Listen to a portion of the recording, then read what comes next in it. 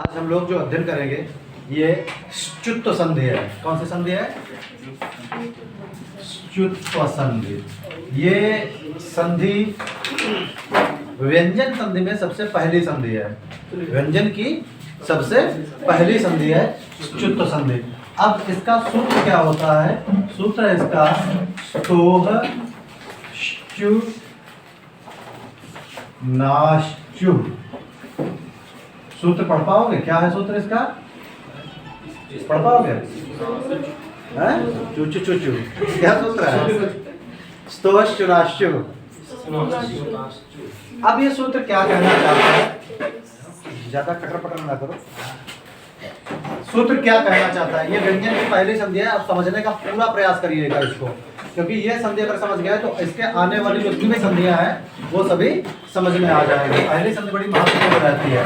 आज हमारी जो शुरू हो रही है कौन सी संधि है? ये पहली व्यंजन की पहली संधि। अच्छा, क्या आपको पता है व्यंजन को और क्या कहते हैं? व्यंजन संधि को और क्या कहते हैं मालूम है? व्यंजन संधि को हल संधि के नाम से भी जाना जाता है। किस संधि के नाम से जाना जाता है? अगर प्रश्न में आ जाए कि ये कौन सी संधि, अगर मान लीजिए विकल्प में व्यंजन न दिया हो और हल दिया हो तो भटकना नहीं है। हल का मतलब भी क्या होता है? व्यंजन संधि ही होता है। चाहे व्यंजन संधि कह लो चाहे हल संधि कह लो, पहली संधि है हमारी और सूत्र है स्तोश्चुनाश्चु। अब ये कहना क्या चाहता है? देखो यही पहले सूत्र से हम निकाल लेते हैं। सूत्र में पहले दिया है स्तोह, तो इसको हम कर लेते हैं प्रथम पद। क्या कर लेंगे? प्रथम पद।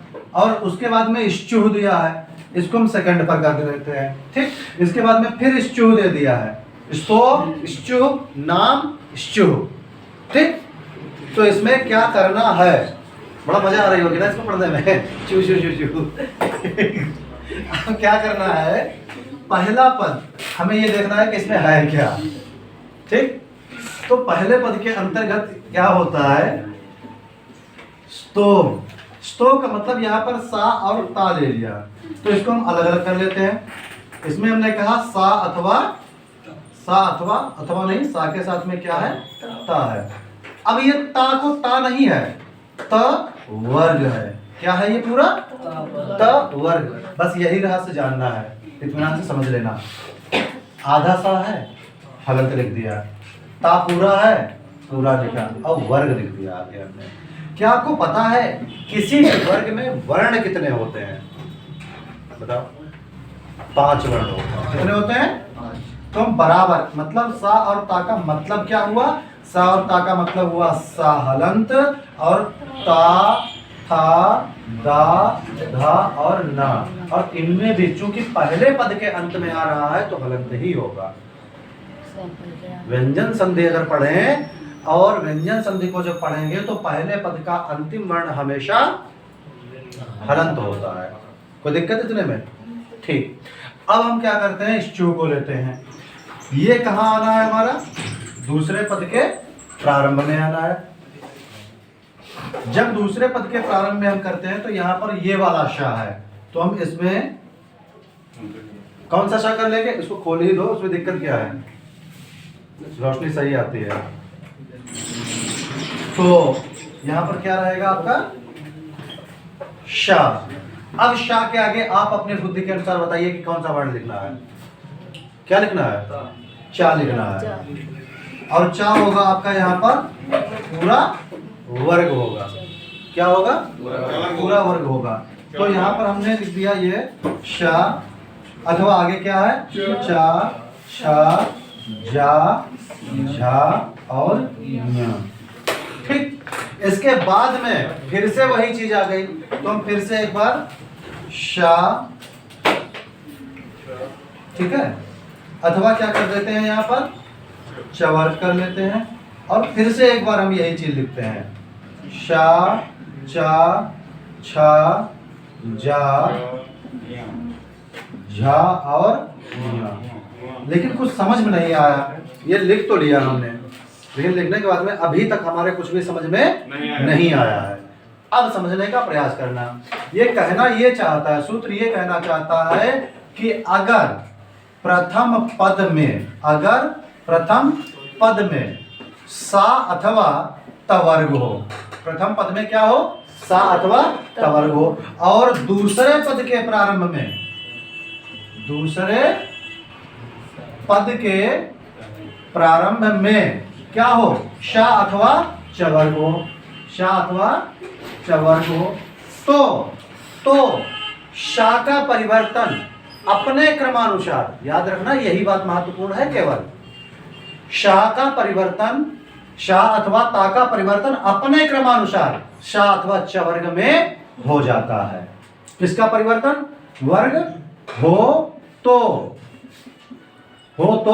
प्रथम पद में पढ़ने वाला वर्ण, या तो हम इस तरह से कह रहे हैं, जगह कम है तो लिखने के लिए हम ऐसा लिख सकते हैं, प्रथम पद में पढ़ने वाला वर्ण अपने वर्गानुसार, अपने वर्गानुसार सेकंड पद में परिवर्तित हो जाता है। अगर ये बात नहीं अब बेसमझ में आई है, और बेसमझ में नहीं आएगी जब तक हम उदाहरण नहीं बताएंगे। उदाहरण जब हम बताएंगे तब आपके पूरी तरह से ये समझ में आ जाएगा। अब हमने कहा क्या है, जरा ये देख लीजिएगा। प्रथम पद में पढ़ने वाला वर्ण शा अथवा तवर्ग हो, और दूसरे पद में पढ़ने वाला वर्ण अगर सा अथवा चवर्ग हो, तो प्रथम पद में पढ़ने वाला वर्ण अपने वर्गानुसार, अपने क्रमानुसार, अपने वर्ग और क्रम के अनुसार दूसरे में परिवर्तित हो जाता है। कैसे परिवर्तित होगा, हम इसको शून्य मान लेते हैं। ये किस जगह पर है, शून्य, और 1 2 3 4 5, हाँ या ना, ठीक। शून्य वाला शून्य में परिवर्तित होकर शाही बनेगा, एक वाला एक परिवर्तित एक बनेगा, 2 2 3 3 4 4 5 5, ठीक। उदाहरण लेते हैं, उदाहरण से अब समझ में आएगा, क्लियर होगा। हमने कहा रामस धन शेते, रूप क्या है, रामस धन शेते, ठीक। तो ये हमारा फर्स्ट पद है, अब ये हमारा सेकंड पद है। क्या शर्त लग गई, प्रथम पद के अंत में सात है और दूसरे में ये वाला शा आ गया, तो इसका, इस शा का परिवर्तन किसमें होगा, शून्य वाले में परिवर्तित होकर शून्य ही बन जाएगा। प्रथम में शा है, दूसरे में शा है, दोनों शून्य पर है, तो ये जो जिस पर है शून्य पर है तो शून्य में ही परिवर्तित होकर शाही बनेगा। तो यहां पर रूप क्या हो जाएगा, बहुत ध्यान से समझ लीजिएगा। पहला उदाहरण अगर ठीक से तुमने समझ लिया तो संधि में कोई भी समस्या नहीं होगी। यहां पर बचा हमारा राम, इस शा का परिवर्तन किसमें हो गया, इस शा में हो गया, हलंत के साथ में लिख दिया।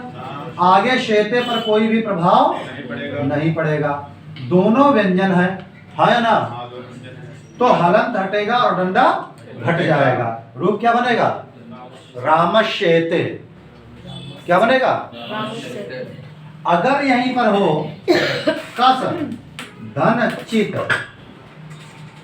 कस धन चित, तो यहां पर क्या है, सा है, और इधर क्या है, चा है। ध्यान से समझना फिर से एक बार। पहले क्या था, स्थिति बिल्कुल सामने वाली थी, इस बार सामने की स्थिति नहीं है, पहले ये स्थिति थी, अब स्थिति ये वाली आ रही है, हाँ या ना। तब क्या होगा, इधर क्या है, शा है। देखो नियम से कभी भी हटो नहीं, वर्ण कुछ भी हो, समस्याएं कितनी बड़ी आ जाएं, लेकिन धैर्य कभी छोड़ना, इसी तरह से अपने नियम को छोड़ना नहीं है। तो यहाँ पर शा है और धन आगे क्या है, चा है, हाँ या ना। शा किस जगह पर है, शून्य पर है, तो शून्य वाला परिवर्तन शून्य में ही होगा, यही बात कह रहा है। बोले हो तो फर्स्ट पद में पढ़ने वाला वर्ण अपने वर्गानुसार सेकंड में परिवर्तित होगा, अपने वर्ग और क्रम, और बढ़ा लो, अपने वर्ग और क्रमानुसार। मतलब अब क्रम क्या है, शून्य पर है तो शून्य में परिवर्तित होगा। अब शा है, भले ही यहाँ पर चा फर्स्ट पर है, लेकिन चूंकि शून्य को बदलना है ना, तो कह रहा है कि हम जिस जगह पर थे उसी जगह वाले में बदलेंगे। तो ये शून्य पर था तो शून्य वाले में ही बदलेगा।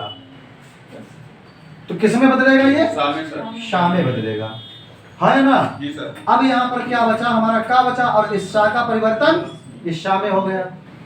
और आगे है चा इत, भाई चा के बाद में ई की मात्रा आती है ना, तो चा भी हलंत हम कर दे यहाँ पर, ये प्राथमिक अवस्था बता रहा हूं, उसके बाद में नहीं करना है ऐसा।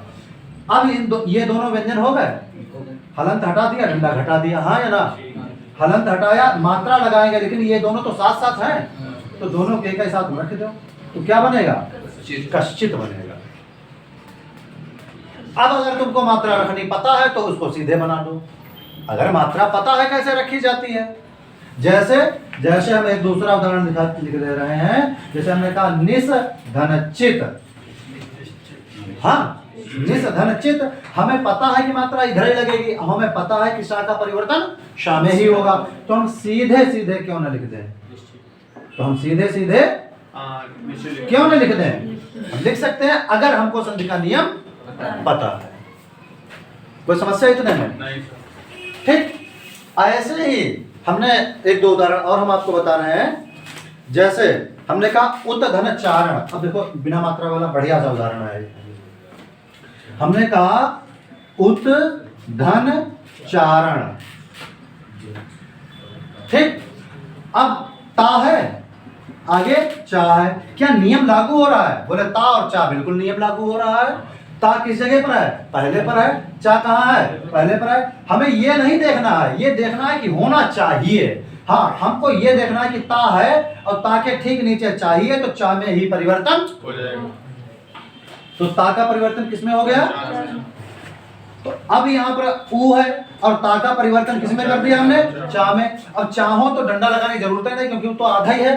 अब आगे स्वर तो है नहीं, आगे क्या है? सीधे सीधे हम चारण लिख दें। जितना ही सीखते जाओ उतना ही शॉर्ट करते जाओ। क्या बनेगा? उच्चारण बनेगा।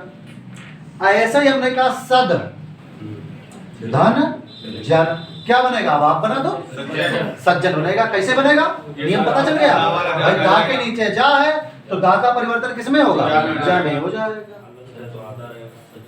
उम्मीद है कि जिस समय हमने शुरू किया था इष्टुत संधि, तब तुम हंस रहे थे ये कौन सी संधि पढ़ा रहे हैं, क्या है ये, है ना? लेकिन धीरे धीरे तुमको समझ में आया कि यार ये तो उदाहरण पूछे जाते हैं भाई। कश्चित भी पूछा जाता है, निश्चित भी पूछा जाता है, रामस्य पूछा जाता है, उच्चारण पूछा जाता है, सज्जन पूछा जाता है, भगवत धन जय, भगवत जय पूछा जाता है ना? उदाहरण हरिश्चंद्र को पूछा जाता है। और हमने कहा हरिश धन चंद्र, क्या बनेगा? हरिश्चंद्र बनेगा, है ना? कोई दिक्कत तो नहीं है भाई। ये कौन, तुम क्या कह सकते हो कि उदाहरण नहीं पूछे जाते हैं? पूछे जाते हैं। बस जैसे ही संधि का नाम आएगा आपके चेहरे पर मुस्कुराहट आ जाएगी, पता नहीं क्या पढ़ा रहे हैं ये। लेकिन जब आप इसके रहस्य को जानोगे तो आपको पता चलेगा कि अब मैं आपके साथ, मतलब मुझे पूरी उम्मीद है कि आप लोगों ने इन उदाहरणों को पढ़ा होगा, लेकिन नियम कहां से आया, कैसे आया, ये शायद पहली बार पढ़ रहे हैं। तो इसीलिए कहता हूं कि इन वीडियो को ज्यादा से ज्यादा वायरल करो, क्योंकि आप जो वीडियो भी देखते हो उनमें भी ये चीजें नहीं मिलती हैं।